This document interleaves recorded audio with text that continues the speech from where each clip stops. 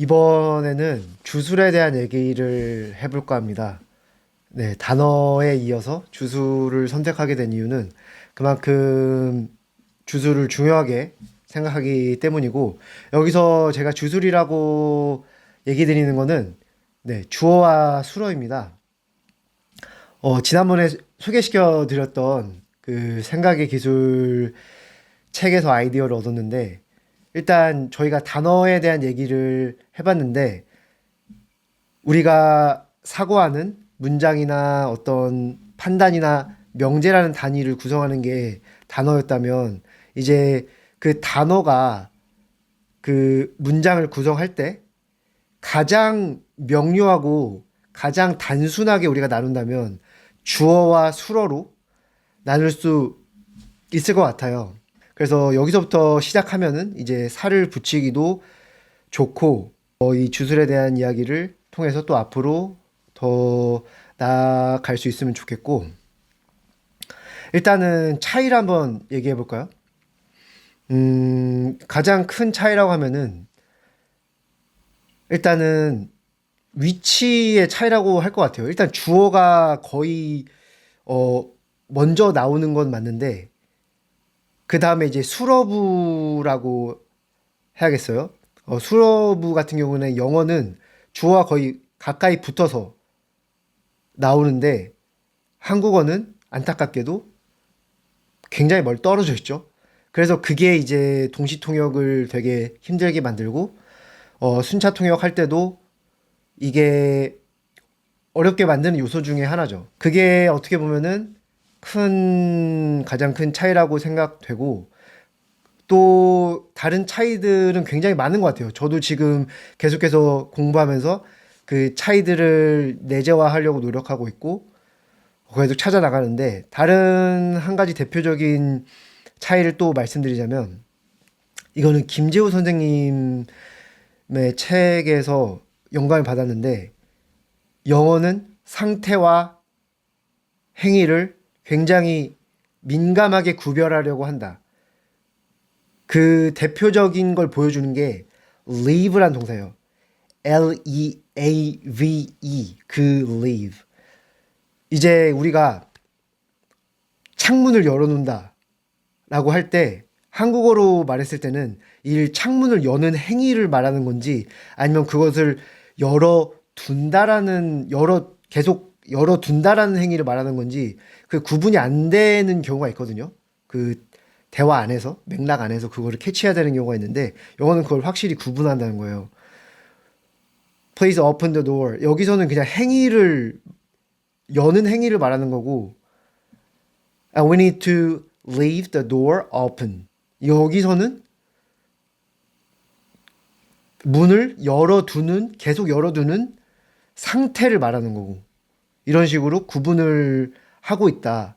그래서 가끔씩 한국어에서 영어로 바꿀 때 이것이 상태인지 행위인지에 대해서 정확히 머릿속에서 인지를 하지 못하고 있으면 그게 오역이 나올 때가 있는 것 같더라고요. 실제로도. 그런 예시를 드릴 수 있을 것 같고, 그리고 그 주술에 대한 그 아이디어를 잘 가지고 가면 좋은 게, 영어라는 언어가 이 주술 반복을 굉장히 좋아하는 언어라고 생각해요. 어, 어, 그러니까 뭐, 한국어를 비교할게요. 한국어 같은 경우에도 당연히 그 안에 복문도 있고, 주어, 수어가 반복되는 경우도 있는데, 영어가 그게 더 저는 심하다고 지거든요.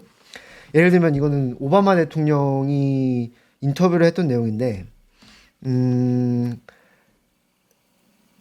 한번 읽어볼게요. 이게 지금 정치 외교 노선을 물어보는 인터뷰에서 답을 하는 거거든요. 그래서 한번 얘기를 해보면, We've gotta have the strongest military in the world, and we occasionally have to twist the arms of countries that wouldn't do what we need them to do. If it weren't for the various economic or diplomatic, or in some cases, military leverage that we had. 이런 문장인데, 지금 이 문장에서 계속해서 주어 동사를 주어 수어 부를 반복해서 계속 이어지고 있거든요. 그렇게 해서 이 말을 잇는 경우가 많아요. 그리고 또 하나의 이제 나중에 또 다루고 싶은 건데 영어에서는 이 가정법이라는 그 형태가 굉장히 발달해 있어요. 이거는 이제 음 저도 이제 논문이나 뭐 어디서 이제 찾아봤는데 이 영어가 굉장히 다양한 문화권의 영향을 받았잖아요. 그러니까 어떤 언어든지 다양한 문화권의 영향을 받는데 영어는 그 중에서 이제 음, 뭐 로마, 그리스, 그리고 뭐 프랑스, 독일, 스칸디나비아, 또 뭐 산스크리터, 인도 유럽 어족의 산스크리터 뭐 이런 식으로 어근을 이제 공부하다 보면은 굉장히 그 영향을 많이 받았더라고요. 아니, 한국어도 근데 안 받았다고 할 수는 없죠. 우리가 이제 단일 민족이라는 마치 환상 같은 얘기를 하지만 예를 들면은 우리가 뭐 보라매나 족두리 이런 것들이 몽골 고려 시대에 몽골이 원제국이 융성했을 때 우리가 이제 부마국이었잖아요. 그때 당시에 들어온 단어라고 하더라고요. 뭐뭐 끝에 이제 양아치, 뭐 장사치, 치로 끝나는 거 이런 것들 같은 경우도 그런지 우리가 아예 인식하지 못할 정도로 우리 안에 깊이 들어와 있는 것도 있고 당연히 뭐 일본어, 중국어는 당연하고 한자어의 영향을 많이 받았으니까 지금도 영어 같은 경우도 들어와 있는 것도 많고요. 어쨌든 뭐 그런 식으로 영향을 많이 받는데 영어도 당연히 영향을 많이 받았겠죠. 그 역사적인 맥락을 따라서. 음, 네. 그래서 이런 가정법 같은 너무 많이 왔는데 가정법 같은 경우에도 그런 식으로 이게 제가 정확히 기억 안 나는데 로마 네 로마 그쪽 계열 언어에서 많이 쓴다고 하더라고요. 네 가정법에 대해서 그래서 그리고 조동사도 굉장히 발달해 있고 그런 특징을 가지고 있는 것 같아요. 그래서 그런 것에 대해서 좀 알고 있는 것도 이 사고방식을 이해하는 게 좋은 것 같아요. 그러니까 단순히 어, 일상 대화를 하는 데는 이런 정도의 맥락이 필요 없는데 비문학 지문을 읽는다거나 뉴스를 따라간다던가 일정 정도 어떤 논리의 맥락이 있는 흐름의 텍스트를 접하거나 그거를 문해력을 요하는 그런 영어 단락들, 문장들이 있잖아요. 그럴 때는 이런 사고방식을 따라가는 게 좀 도움이 많이 되는 것 같아요. 음. 이제 호흡이 길다던가 이런 논리관계라던가 아니면 이제 뭐 가정법이 계속 쓰인다던가 왜냐면은 이 사람들의 사고에는 이런 논리 구성을 이용해서 사람들을 설득하고 그리고 이것들이 공통적으로 그 사람들의 머리 속에서 그 문화권을 공유하는 사람들 사이에서 이것이 당연한 거기 때문에 그거를 우리가 따라가지 않으면 어 굉장히 어려워지는 거죠. 껍데기만 본다는 느낌이 될 수 있는 거죠. 아까도 그 오바마 대통령이 지금 제가 얘기 드렸던 거에도 어려운 단어들은 거의 없는데 이게 당위를 먼저 말해요. We've gotta have the strongest military in the world. 이런 당위에 대한 가장 강력한 군대를 가져야 되고 그리고 we occasionally have to twist the arms of countries that wouldn't do what we need them to do. 여기서는 이제 여기도 또 당위예요. have to 우리가 팔을 꺾어야 된다. 우리 말을 잘 안 듣는 여기서도 계속 주술을 바꿔가면서 이 넥서스 구조라고 하는데 넥서스 구조를 쓰면서 계속 바꿔요. 근데 이제 뒤에 가정으로 그 if가 나와요. If it weren't for 아니었다면 the various economic or diplomatic or in some cases military leverage that we had 이런 식으로 뒤에서 이 조건을 말해버리거든요. 근데 이런 식으로 조건을 뒤에서 말하는 경우가 또 일반적으로 많아요. 근데 이게 우리 한국어랑도 또 이렇게 말하는 게 반대 방식이에요. 한국어는 조건을 앞에 붙여서 말하는 경우가 많거든요.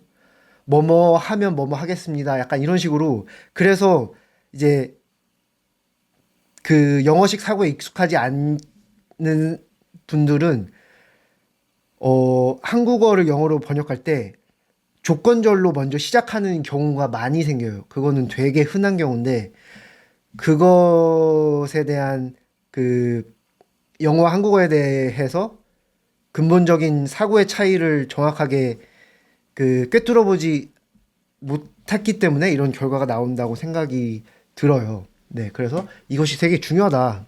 이런 말씀 드리고 싶고 그 다음에 지난번에 이제 공간에 대해서 얘기하는 거랑 그리고 범주와 뭐 층위 이런 얘기가 너무 추상적인 것 같아서 한 가지만 이것을 어떻게 더 활용하는지 예시를 보여드리고 싶은데 이제 그 공간감을 잡는 거랑 범주화하는 거를 하나의 별개라고 생각하기보다는 그게 각 무기라면은 그거를 합쳐서 사용하는 방법이 예를 들면은 그 어원을 보는 방법이에요.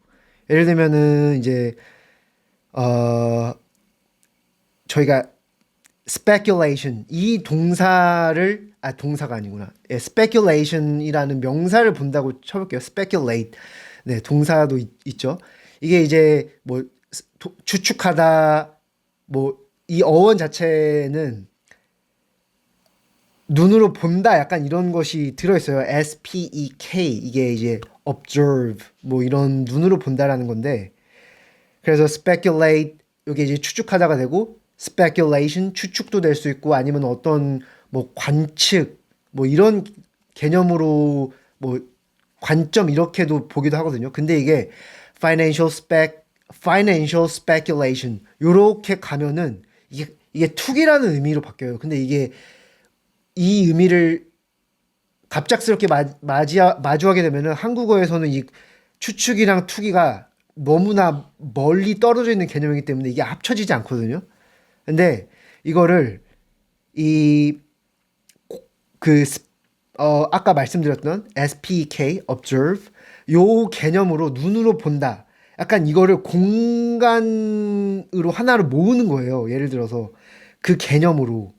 그러니까 이런 어원을 보는 게 그 공간의 개념으로 그것을 끌어오는 거라고 저는 생각하거든요. 그래서 이 financial speculation이라는 게 눈으로 어떤 변동성이라던가 이런 투자되는 거를 눈으로 보고 그거를 빠르게 그 수익을 내서 빠져나온다. 약간 요런 식으로 완곡 어법으로 쓰인 거거든요. 그리고 영어가 좀 완곡 어법으로 쓰이는 경우가 많아요. 우리가 이제 한국어가 뭐 존댓말이 많다. 뭐 막 그런 얘기를 많이 하는데 근데 모든 언어에서는 다 완곡 어법을 구사하거든요. 근데 영어에서는 이런 식으로 이제 직접적으로 이것을 뭐 gambling 이거를 완곡 어법으로 말하는 거죠. 이 speculation이라는 단어를 통해서 뭐 이렇게 사용할 수도 있고 예를 들면은 그 기본 동사를 공간으로 가져와서 이제 하는 경우에는 또 예를 들면은 우리가 KERS 요 어원을 가진 거 이게 이제 carry CAR charge current 뭐 incur occur recur precursor 이런 식으로 CUR 이런 단어로 많이 쓰는데 이게 run 흐른다 약간 이런 어원을 가지고 있거든요. 근데 이제 공간적인 의미를 주는 거예요. 이 어원에 이게 뭐 어디에서 흐르고 있다. 약간 이런 거.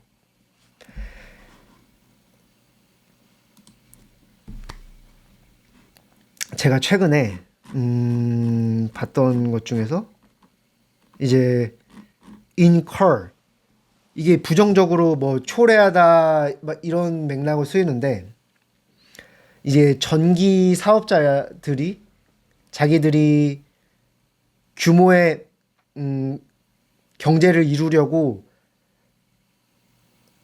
규모의 경제를 믿고 계속 금액을 낮추고 하다가 본인들이 처음에 투입했던 초기 자금을 제대로 납부하지 못해서 이제 뭐 망한다. 고정 비용을 뭐 못해서 약간 망한다. 약간 이런 내용이에요. 그래서 they couldn't actually pay all of the fixed costs that they had incurred to build the generators in the first place. 이런 내용이었는데 incurred. 그래서 이 incurred 이게 어떤 흐르는데 내 쪽으로 흐른다. 뭐 in, out도 당연히 이제 공간적인 느낌이잖아요. 근데 이게 부정적인 뉘앙스를 가지는 동사로 발전한 거예요. 나 쪽으로 흘러서 이게 어떤 안 좋은 결과를 낳는다. 자초했다. 한국어로는. 뭐 그런 식으로 이것을 발전시킬 수 있다. 그래서 이거는 계속 현재 진행형이다. 저도 이런 식으로 계속 기본 동사들을 통해서 뭐 방금 말했던 이제 run도 기본 동사죠. 그러니까 그런 기본 동사의 이미지를 가지고 그리고 좀 우리가 어렵다고 말하는 동사들, 와닿지 않는 동사들 이런 것들에 공간감을 부여해서 그걸 계속 확장시켜 나가고 그것을 쌓아나가고 그리고 많은 원어민들이 보는 단어를 보다 보면 또 우선순위가 생기고 층위가 생기고 이런 식으로 계속 쌓아나가는 거 그게 도움이 많이 되는 것 같습니다. 네, 오늘은 그러면 여기까지 하고 다음에 또 찾아뵙겠습니다. 오늘 좀 길었던 것 같습니다. 네, 감사합니다.